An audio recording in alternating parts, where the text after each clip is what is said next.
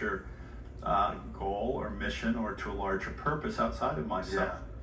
Yeah. You talk about these networks and vibrations. You mentioned this, the physiology of manifesting. I'm curious, is it more important to be thinking a certain intention or certain ideas or beliefs, feeling certain emotions, or physically in a vibration total body to help you manifest?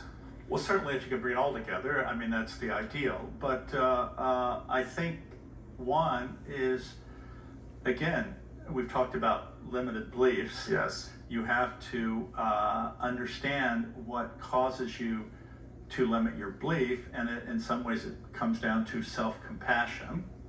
When you're kind to yourself, then that changes your own physiology. It shifts you from the fear network and critical network into compassion, right? Yes, exactly. And so I think that's an important aspect.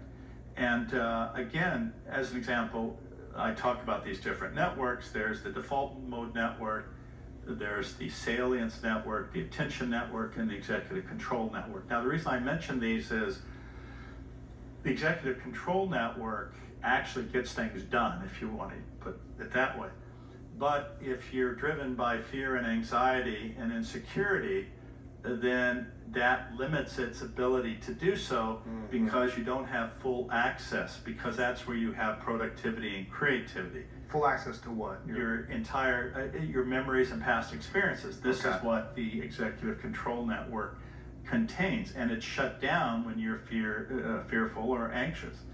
And so that's one aspect. And then, you know, the other aspect, we talk about embedding your intentions. You know, you have to make that thing you want salient. What does that mean? It means it has to be something that touches you, that you really feel like it's there with you and you want it. And the reason I bring that up is because salience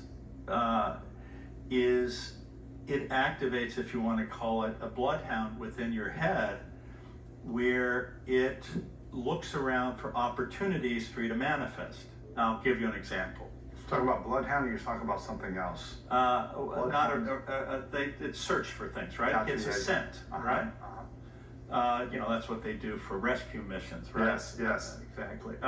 So what I mean by that is that if you're able to embed your intention, that activates the salience network, which is the bloodhound. And the analogy is as follows. I'm sure you have been to parties and they're loud, and your name will be mentioned, and you'll immediately turn, even though it's loud. Yeah, you're like, where is this? Yeah, but that's because your identity is deeply embedded within you. Right? Interesting, yes. So when you do this in terms of an intention, and I'll give a recent example.